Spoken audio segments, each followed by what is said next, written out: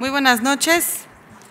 Muy buenas noches, bienvenidos. Muchas gracias por acompañarnos en la presentación de ¿Quién no?, el libro de cuentos de Claudia Piñeiro. Gracias por estar aquí con nosotros. Nos va a acompañar para esta conversación Sofía Segovia, autora de La Casa, autora de Penguin Random House, del sello Lumen, acompañando a Claudia, autora de Alfaguara, de la familia Penguin Random House. Así que todo va a quedar aquí en casa con una autora como Sofía Segovia, que como ustedes saben arrasó con El murmullo de las abejas, luego nos arrasó con Huracán y finalmente con Peregrinos, y tenemos la buena noticia en casa de saber qué está escribiendo. Muchísimas gracias, Sofía, muchas gracias. Y gracias a Claudia Piñeiro que está aquí para festejar doble, para festejar la presentación en sociedad de ¿Quién no?, aquí en la Feria de Guadalajara, que es su feria, y también festejarla hoy porque por la mañana nos enteramos de que había sido merecedora del premio, y es merecedora del premio Pepe Carvalho de Barcelona Negra. Muchas felicidades, Claudia.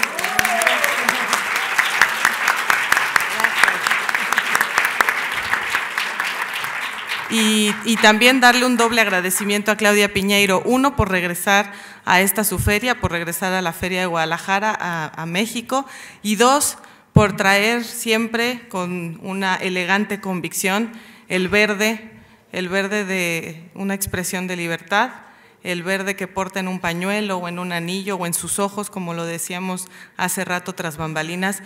Gracias por pintar de verde esta feria, Claudia. Y sin más,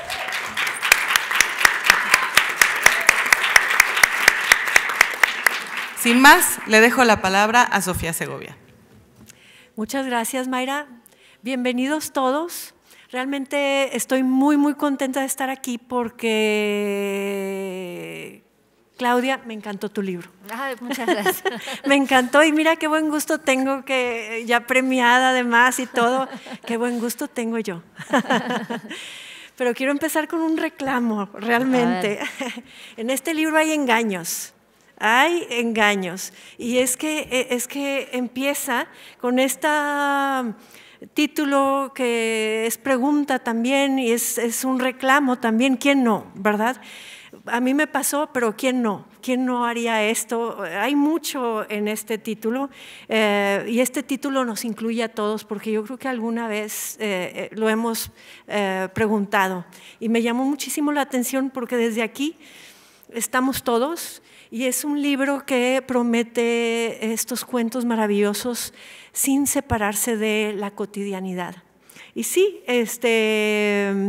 por ejemplo, ¿quién no ha sufrido humillaciones o atropellos o frustraciones o abandonos? ¿Quién no, verdad? Y ¿quién no ha sentido el impulso de vengarse, verdad? Lo tenemos todos aquí, este diablillo que nos dice: agarra la piedra y pégale, o lo que sea, ¿no?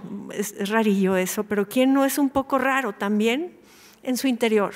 Son estas preguntas que nos hacemos a veces, estos impulsos que estamos acostumbrados a contener.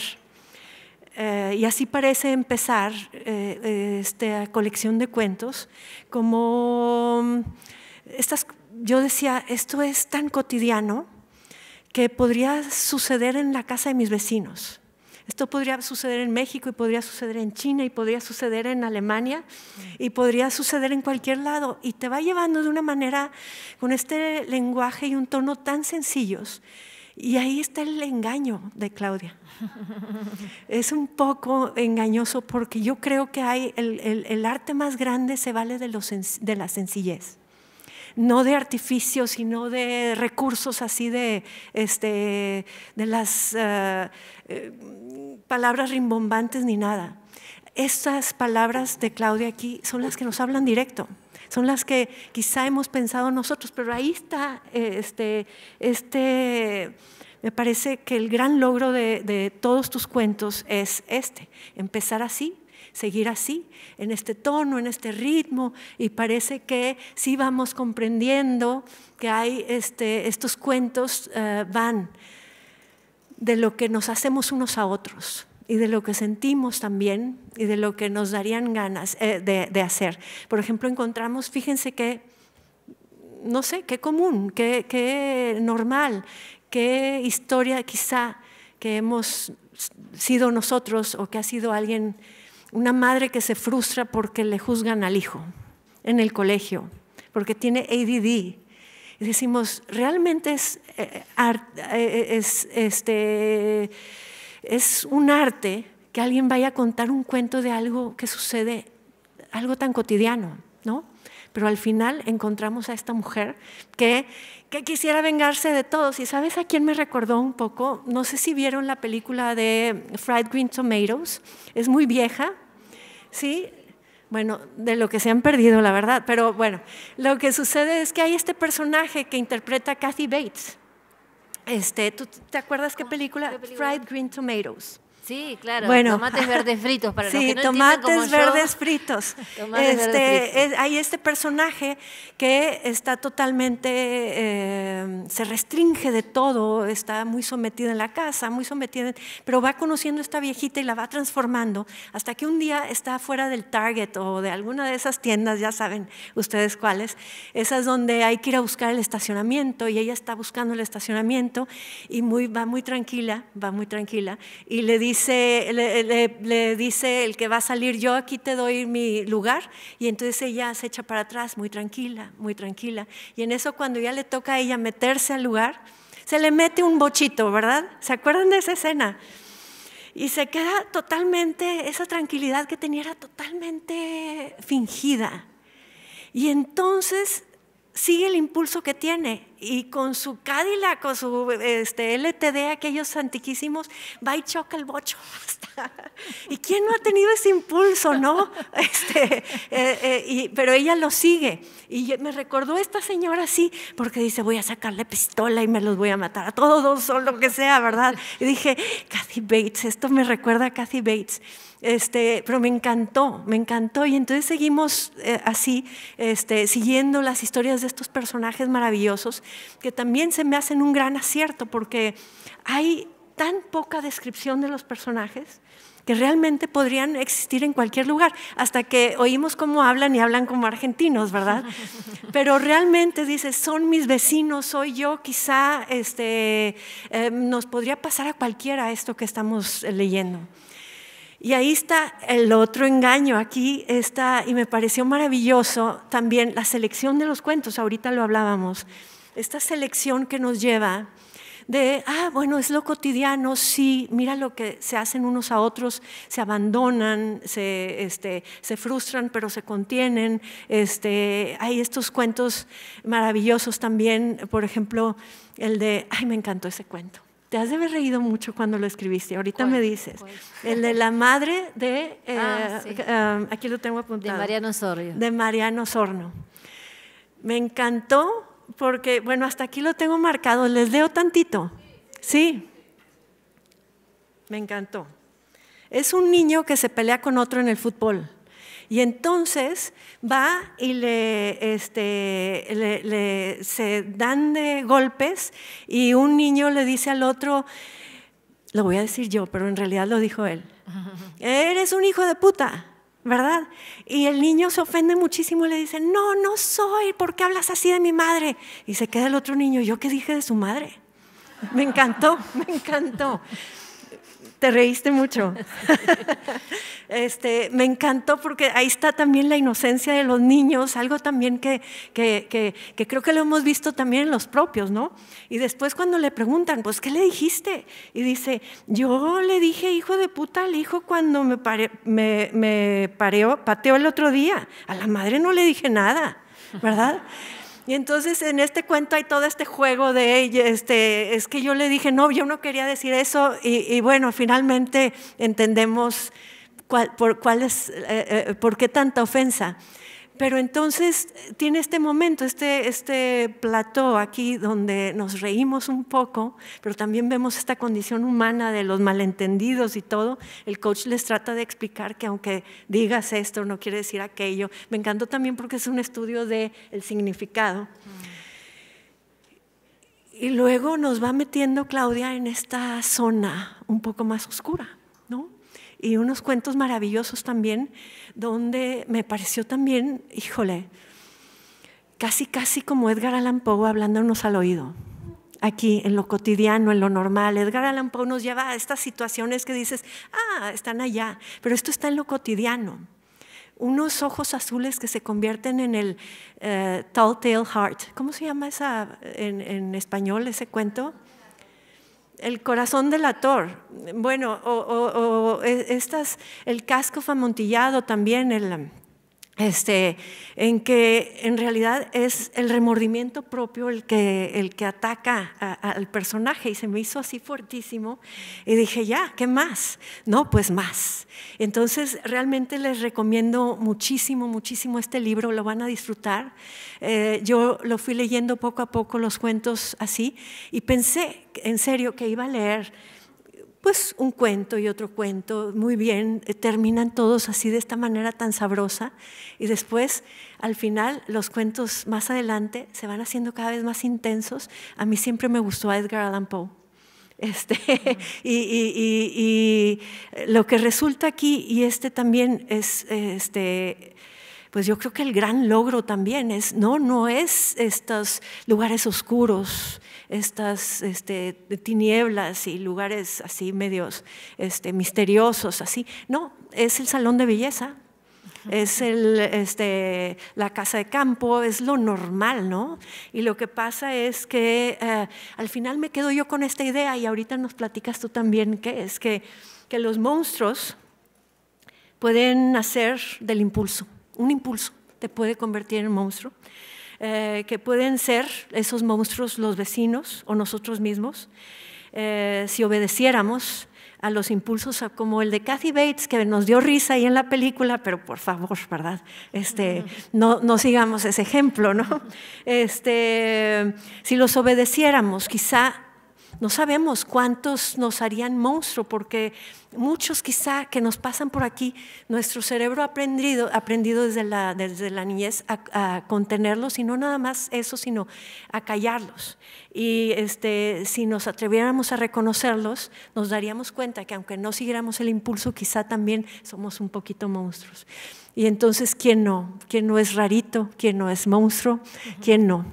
La verdad, Claudia, te aplaudo, les pido un aplauso y les pido de verdad que se dejen ir con estos cuentos porque los van a disfrutar muchísimo. Muchas gracias.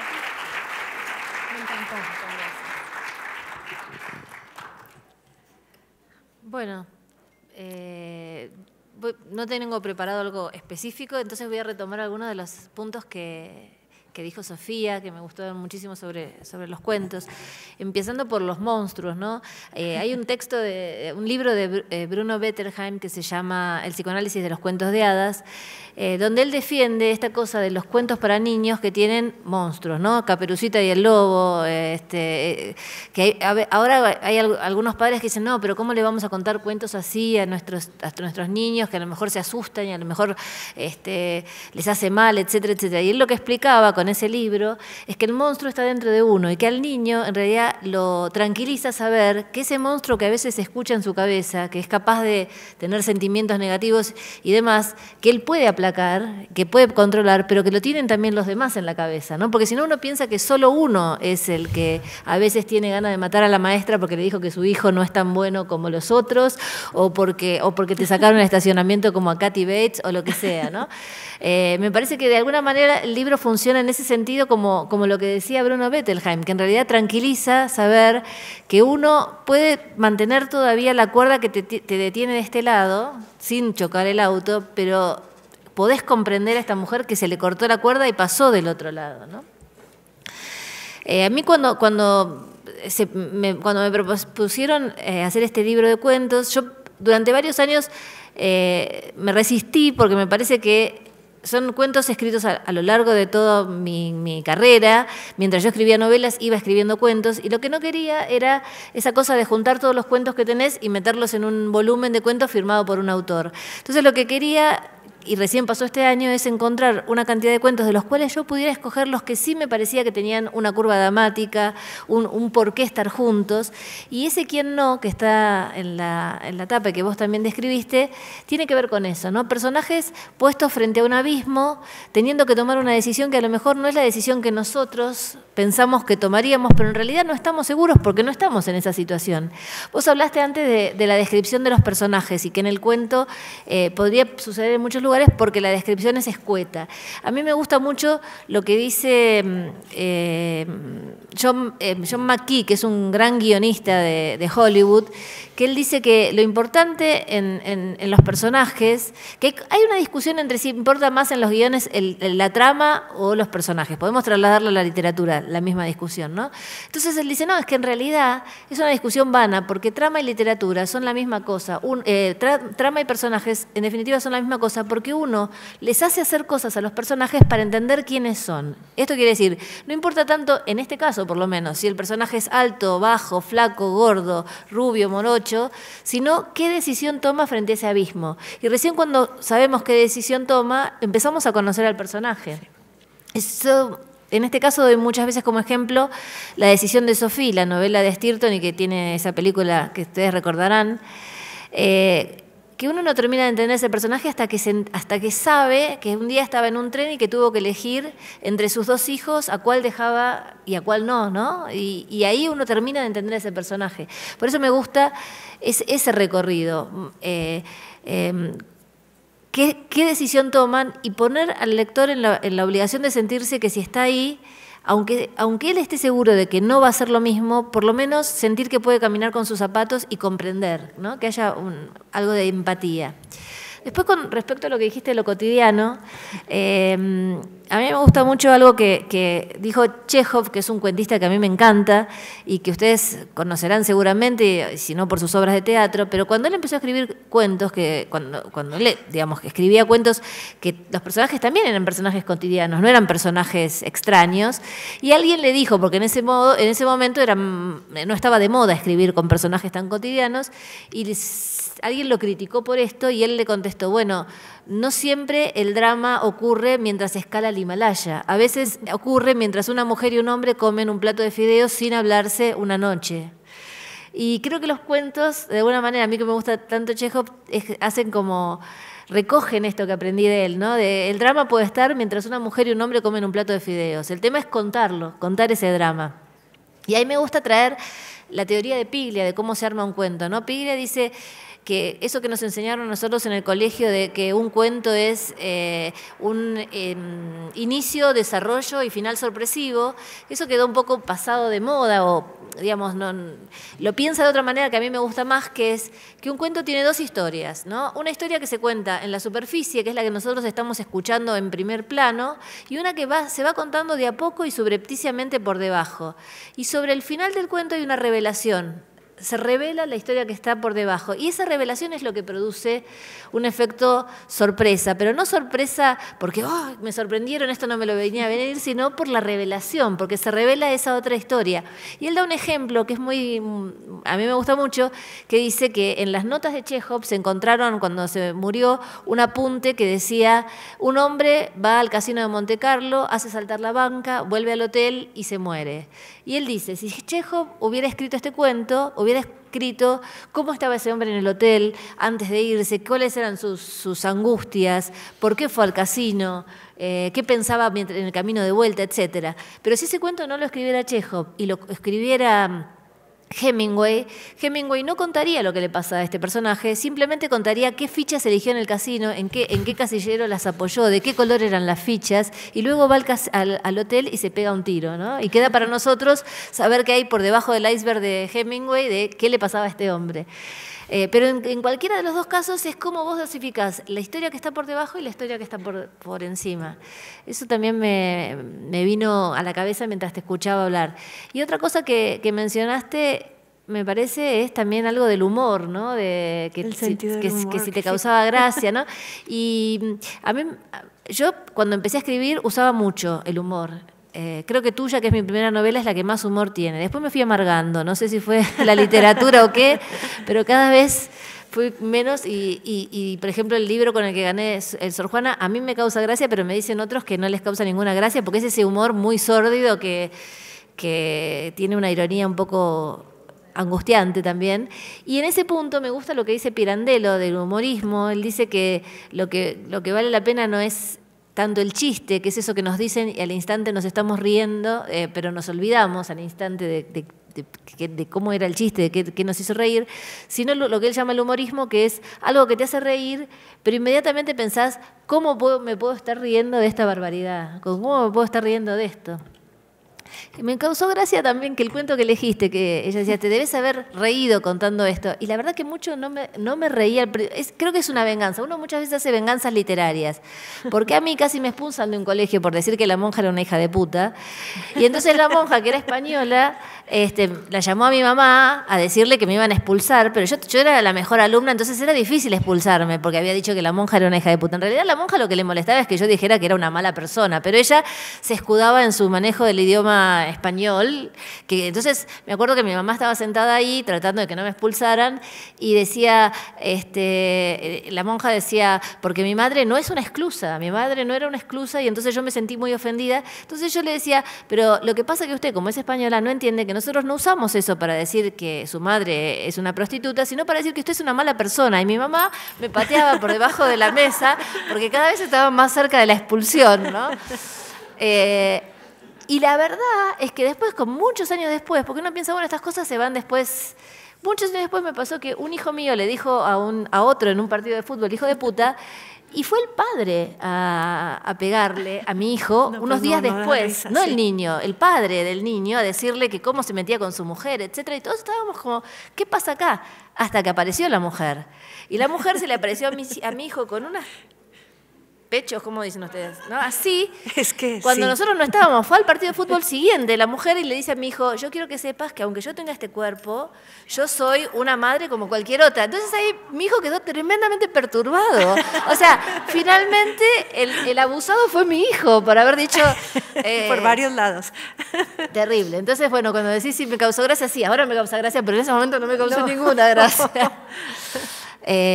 Bueno, yo les agradezco muchísimo. Lo que me encantaría si me quieren hacer preguntas de este libro o de cualquier otro y así seguimos conversando sobre los intereses de ustedes también, ¿no? Y si no, seguimos conversando nosotras, pero si tuvieran preguntas sería ideal. Sí.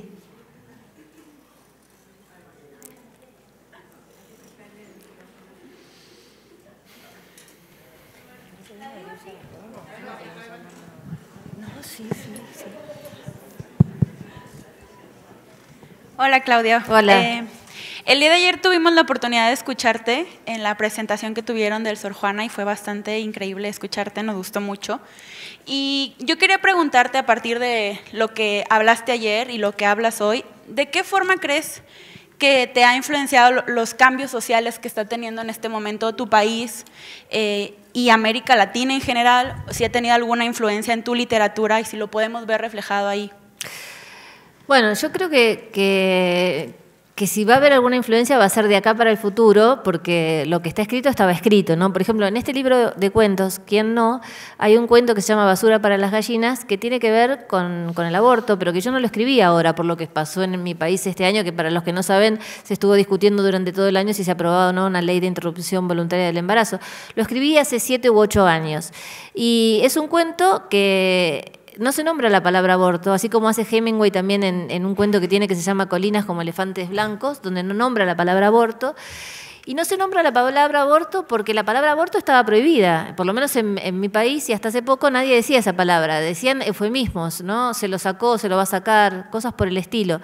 Entonces este cuento es el cuento de una generación de mujeres de una situación económica baja, por lo cual no pueden, en la Argentina, si tuvieran dinero, podrían ir a una clínica cualquiera, no decir que se van a hacer un aborto, pero hacerse un aborto, pagarlo, irse para su casa, pero si no perteneces a una clase social alta, tenés que o no hacerlo o hacerlo en condiciones de salud muy malas, y es lo que pasa en este cuento con estas mujeres, que una abuela le enseña a su hija cómo hacer un aborto con una rama de perejil o con una aguja de tejer o con una percha, que es con los elementos que lamentablemente las mujeres hoy lo hacen cuando no pueden recurrir a un sistema de salud, con todos los riesgos que eso implica, que puede morir, que puede quedar mutilada para nuevos embarazos, etc.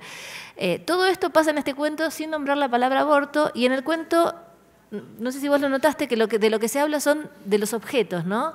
Las llaves con las que cierra la puerta, las bolsas de la basura, la puerta del edificio. Entonces hay como un foco puesto en esos objetos para no hablar de lo que esta mujer no puede hablar, que es que acaba de hacerle ella un aborto a su hija, ¿no?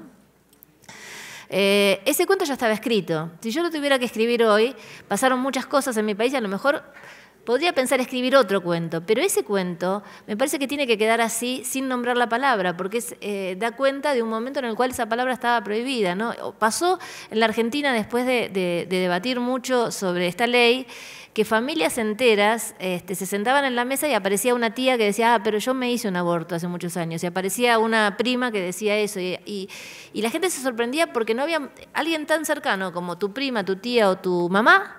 Viene un día y te dice que hizo un aborto y vos viviste toda la vida con ella sin saberlo, ¿no? A mí me pasó yendo a Córdoba a una conferencia que se acercó una mujer como de 50 años llorando y me dijo que gracias al debate ella había podido decirlo por primera vez en su vida, que nadie de su familia nunca supo y que ella vivía con ese dolor desde los 20 años sin haberlo podido hablar con nadie. Entonces, bueno, me parece que todas esas cosas de alguna manera, a lo mejor a la larga en algún momento de la literatura aparecen, pero no lo sé, no va a ser especulativo, no es que porque pasó esto yo voy a escribir ahora un libro sobre esto, ¿no?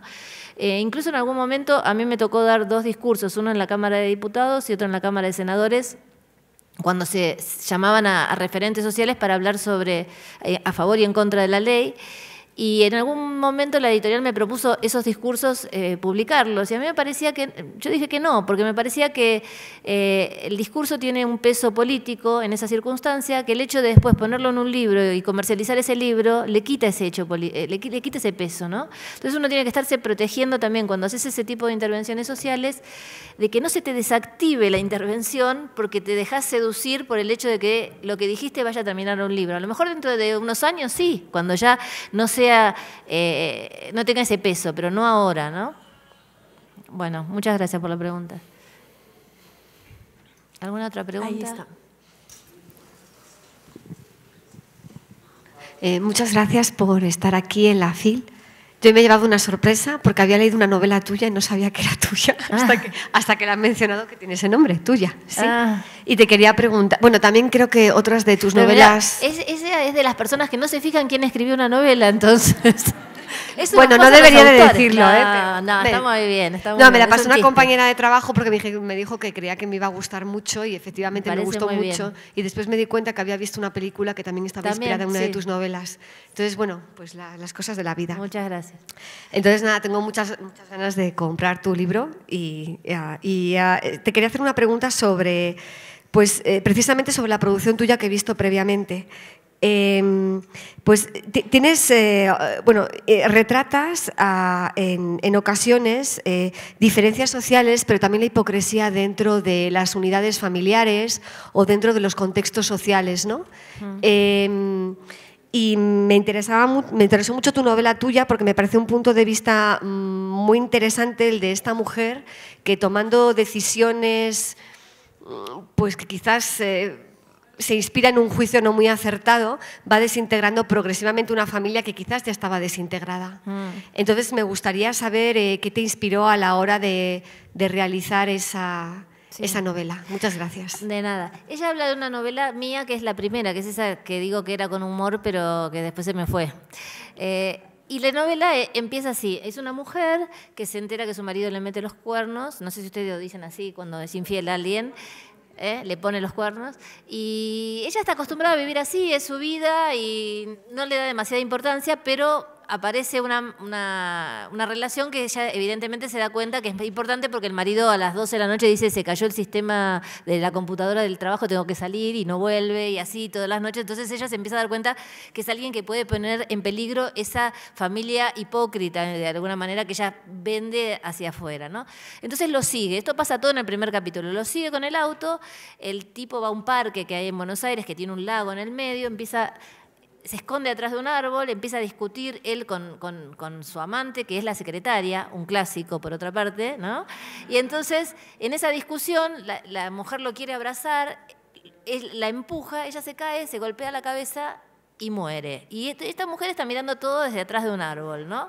Entonces ahí ella tiene, a partir de ahí, todo el capítulo es un monólogo interior en la cabeza de esta mujer que tiene que pensar qué hace, porque si lo dice, si ella, el marido, el cuerpo lo mete en el lago y queda sumergido, entonces no aparece la secretaria. Si ella dice, se le arruina a la familia. Y si no lo dice, bueno, la mujer ya murió, fue un accidente, en realidad el marido no la quiso matar, pobre.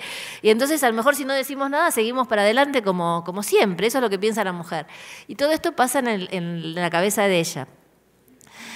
A mí me gusta mucho trabajar el tema de las apariencias, ¿no? Me parece que en esa novela y en las Viudas de los Jueves, en las dos hay una apariencia que tiene mucho que ver también con la apariencia de clase, ¿no? En las Viudas de los Jueves hay una apariencia que tiene que ver con los bienes que se tienen. Algunos, cuando se hizo la película de las Viudas de los Jueves, le agregaron escenas de sexo que no estaban, porque para mí no eran necesarias. En el cine parece que sí, porque siempre se agregan, ¿no? Pero es lo que vende. En la novela, a mí me parecía que la libido de esas personas estaban puestas en los bienes que tenían, en el auto que tenían, en el reloj que tenían, en la casa que tenían y en la mujer que tenían en cuanto a objeto, no en cuanto a deseo sexual. Entonces no necesité poner escenas de sexo. Ahora me pasa que lo leo mucho en los colegios y cuando voy y me hacen preguntas sobre las escenas de sexo de la película, le digo, te la contesto en el recreo porque si no la maestra te va a poner un 1 porque no leíste el libro y viste la película. Y siempre cuento una anécdota que me resultó muy graciosa de un autor norteamericano que se llama Tobias Wolff, no sé si lo leíste, que tiene unos libros que se llaman Vida de este chico, no sé si se acuerdan, y bueno, y algunos otros. Esa Vida de este chico es una novela bastante autobiográfica, que tiene que ver cuando él era un niño y sus padres se separan y lo mandan al hermano con el padre y queda él con la madre.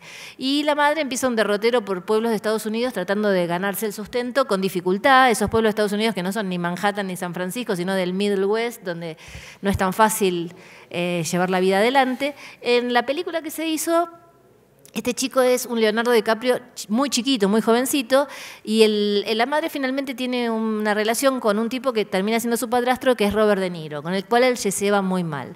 Bueno, en el libro él no tenía ninguna escena de sexo porque un niño en general no sabe cómo la mamá, los distintos novios que tuvo hasta antes de llegar a Robert De Niro, qué hacía la madre con esos novios. Entonces no había escenas de sexo. Cuando viene la película, le agregan escenas de sexo, entonces cuando él ve el guión, se queja porque la madre está viva y la madre se va a ver a sí misma en escenas de sexo en una película.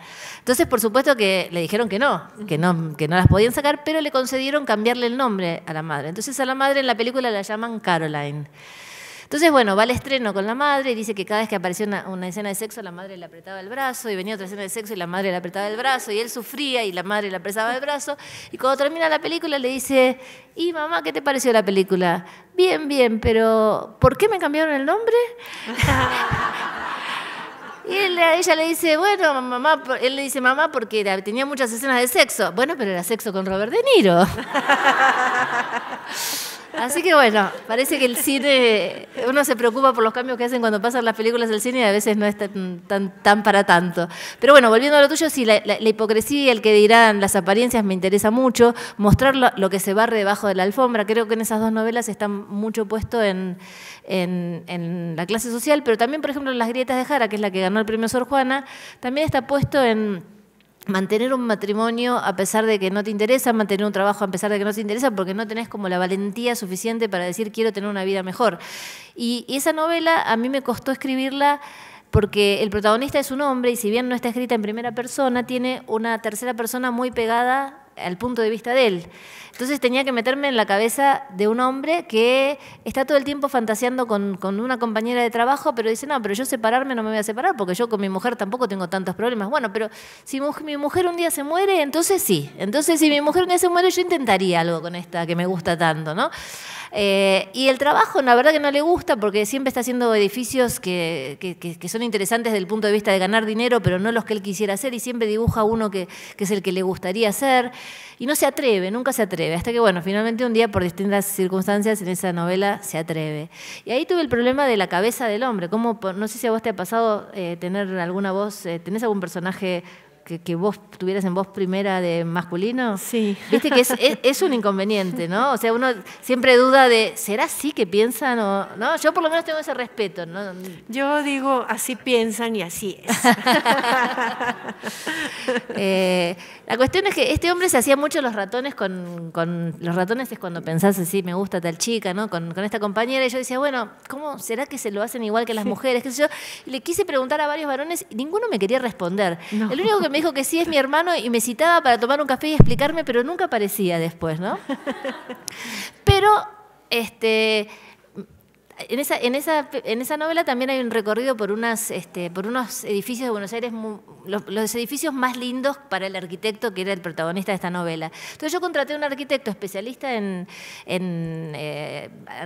arquitectura urbana para que me dijera cuáles eran los que él elegiría, porque no quería que fueran esos que uno elige desde no saber como los más importantes cuando podía haber joyas que yo no conociera. Entonces este arquitecto, nos sentábamos en un bar, que es un bar que se llama que es un bar del Hotel Castelar, que es un bar sumamente clásico, los mozos son sumamente clásicos, es un bar donde está siempre lleno de colectividad gallega sumamente clásica, y estábamos nosotros dos ahí, y no sé, le conté este problema que tenía, y él me dice, y le digo, no, y ahora estoy con una escena que él va al baño y se empieza a mirar en el espejo, y me dice, ¿y pusiste la naftalina?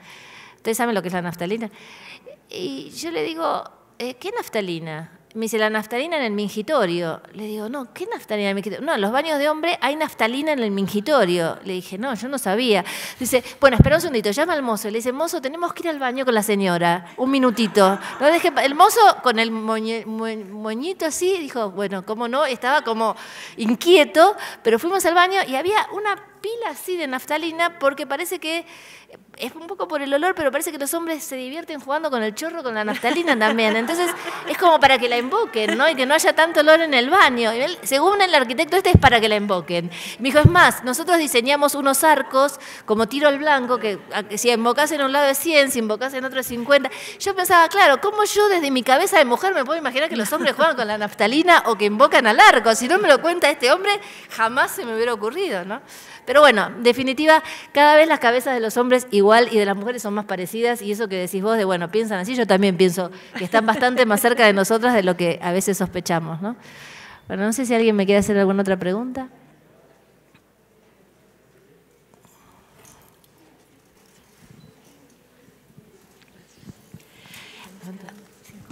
Perfecto, faltan 5 minutos, así que hacemos esa pregunta y la de esta chica que está acá que levantó la mano. ¿Hay alguna diferencia para ti en escribir cuento y novela? Y si es así, ¿cuál es? Sí, es muy diferente. A mí me parece que yo tengo formateada la cabeza para escribir novela porque cuando me aparece una imagen disparadora y me pongo a escribir, me voy por caminos secundarios, por digresiones, empiezo a desarrollar personajes que a lo mejor no son los principales porque me entretiene mucho hacer eso, pintar el mundo. Y eso ya no puede ser un cuento, ¿no? Porque el cuento es un instrumento de relojería, tiene que tener otra precisión, no pueden sobrar cosas, ¿no? Entonces, para mí es más difícil escribir un cuento, también creo que hay como un respeto al género y además un respeto en un país donde el padre de la literatura es Borges, para colmo, que escribió solo cuentos, entonces uno tiene que superar todas esas barreras, pero naturalmente a mí me sale... Yo creo que mi zona de confort es el de la novela. Estos cuentos, por suerte, me los han pedido. Y entonces, como me han pedido para antologías o para periódicos o revistas, los escribí y los disfruté muchísimo y me encanta escribir cuentos. Y ahora tengo ganas de seguir escribiendo cuentos. Pero la verdad es que me exige un trabajo de contención, ¿no? Un trabajo de contención, básicamente. ¿Vos no querías preguntar algo? Ella.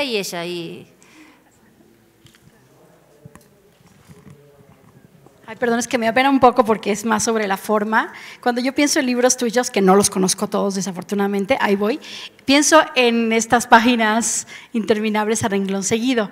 Y entonces hablaba con Silvia de esos monólogos interiores y así. Entonces yo te quería preguntar sobre eso, porque veo como como que estoy acostumbrada a los párrafos, por más largos que sean, y cuando pienso en tus novelas, pienso en ese continuo. ¿En cuál, por ejemplo, te parece? En Las viudas de los jueves, y ahora viendo esa un poco también, pero digo, en esa no lo noté tanto. Yo creo que la que más tiene continuo es Elena Sabe, que es una novela que la protagonista tiene Parkinson y entonces tiene una prosa muy diferente a las otras porque necesita acompañar ese cuerpo enfermo. Entonces la prosa es una prosa recurrente que vuelve para atrás permanentemente y son párrafos más largos. En los otros no me había dado cuenta, pero puede ser. No sé qué decirte. Sí, no, bueno. Ponerle paciencia. No, o sea, me encanta, pero yo escribo y como escribo poesía más que otra cosa, me hace muy importante bajar los renglones y dar espacio. Entonces me llama la atención eso, pero me gusta también, ¿sabes? Pero es interesante lo que me decís, lo voy a observar. Sí. Creo que Elena Sabe es el que tiene eso más exacerbado. Elena Sabe tal vez, porque tengo Elena Sabe y La viuda de los jueves. Claro, ese es el que tiene lo que vos decís más exacerbado. Por esto que te digo, y porque estaba bastante influida también, hay una epígrafe en la novela que es de Berhan, y no sé si ustedes leyeron a Thomas Berhan, ese sí que tenés que leer de 30 páginas sin un punto. Okay. Ese sí. Sí, no, me gusta, pero me interesaba preguntarte. Gracias. Gracias. ¿Qué tal, Claudia? Hola. Estaba viendo ese hijueputazo que le lanzaste a la monja. ¿Te acordás todavía por qué fue? Sí, me acuerdo perfectamente. Y lo otro que me interesa es el haber estudiado en un colegio de monjas y que vos eras la mejor alumna, te hizo una persona que realmente sabías quién eras. Pero tantas otras niñas pues se subsumen a toda esta cultura de las monjas. Me interesaría saber si pensás hacer una novela sobre este tema. Yo me acuerdo perfectamente, el tema era así, estábamos dibujando ¿cómo se llama cuando te ponen un jarrón, una naturaleza muerta, se llama o algo así? Sí, un bodegón, y entonces había un jarrón y no sé qué y no sé cuánto. Entonces yo pasé y sin querer moví el pupitre y se cayó el jarrón y se rompieron los vidrios. Y detrás mío vino caminando una amiga, se cae y se corta con el vidrio del jarrón. Entonces yo estaba preocupada por la situación, qué sé yo, vamos a buscar a alguien para que nos ayude y todo lo demás, y la monja, que se entera que pasó esto, dijo, se lo tienen merecido por no bajar las botellas de Coca-Cola después de tomarlas. O sea, sin saber nada de lo que había pasado, ella prejuzgó que había sido un accidente con una botella de Coca-Cola que no habíamos bajado. Y entonces yo dije, como cualquier chico, bueno, qué hija de puta. La celadora, que es la que nos cuida, tenía toda una interna porque ella tenía muchos problemas con la cosa, entonces para demostrar lo mal que nos portábamos le fue con el cuento pero no había sido una cosa, digamos, en ningún caso fue una cosa tan trascendente, pero digamos, para mí era una hija de puta por muchos motivos, no solamente por ese, ¿no? Pero bueno, ese fue el cuento. Y después el tema del colegio de monjas, la verdad es que donde yo vivía, que es en el conurbano que es como las afueras de Buenos Aires, los colegios, pasa una cosa que es interesante de contar, no sé si pasa lo mismo en México. El Estado se va retirando de la educación pública, ahora mucho más. Esto que voy a contar ahora es mucho peor. Entonces hay muchos colegios religiosos, de curas y de monjas, que tienen subsidio del Estado, que al Estado les sale más barato darle el subsidio y que ellos se eduquen, pero que además te educan en la religión, y que no tener que poner ellos escuelas públicas, que es lo que debería hacer el Estado. El Estado debería, si se proclama laico, ustedes tienen menos problemas que nosotros, me parece, con la laicidad del Estado, porque lo tienen como más afirmado, ¿no es cierto? Guerras para lograrlo, ¿verdad? Pero nosotros supuestamente tenemos un Estado laico donde la Iglesia se mete todo el tiempo y donde la Iglesia recibe mucho dinero para el sueldo de los obispos, para muchas cosas, y además educa gente, y además ahora en esta situación de la Argentina da de comer a mucha gente. Entonces, si la Iglesia te da de comer, católica o evangelista, y vos comes ahí, y después ¿qué le vas a decir? Que no digamos, no den su credo, etcétera, obviamente. Entonces, de alguna manera se está evangelizando a través de una situación de precariedad como es la comida, por ejemplo, ¿no? Bueno, volviendo a lo de las escuelas, muchos de nosotros fuimos a escuelas católicas sin necesidad de que en nuestras familias tuvieran una formación tan católica, ¿no? Mi mamá, mi abuela y para atrás íbamos a misa, hemos sido bautizados, todo. todo lo demás, pero mi papá no le daba ninguna importancia y mi papá, yo tengo un libro que se llama Un comunista en calzoncillos, así que imagínate que la iglesia y las monjas mucho no le iban. Así que creo que tuve una buena mezcla en ese sentido y siempre me enseñaron a tomar lo que me decían del otro lado con con reparos, ¿no? Como, bueno, si te parece sí y si no te parece no. Pero sí, evidentemente. De todos modos, te debo decir que la congregación de monjas de mi colegio eran unas monjas muy modernas. Lamentablemente muchas de ellas desaparecieron en la época de la dictadura porque habían tenido participación también en la época dentro de determinadas militancias. O sea que no eran las peores monjas que te podían tocar, ¿no? Para educarte, e incluso en temas más yo me acuerdo que teníamos una monja en educación, en higiene y en biología, qué sé yo, y era bastante moderna. A veces uno tiene suerte que le tocan congregaciones bastante más modernas que otras, ¿no? Bueno, nos dijeron pues que ya no hay un más. aplauso. Muchas para gracias. Claudia Piñeiro. Muchas gracias a Sofía también. Muchas felicidades, Claudia. Gracias a todos, gracias a Sofía, Claudia. El libro está fuera de esta sala para quien lo quiera adquirir y Claudia va a estar firmando aquí en esta misma sala. Muchas gracias. ¿Acá mismo?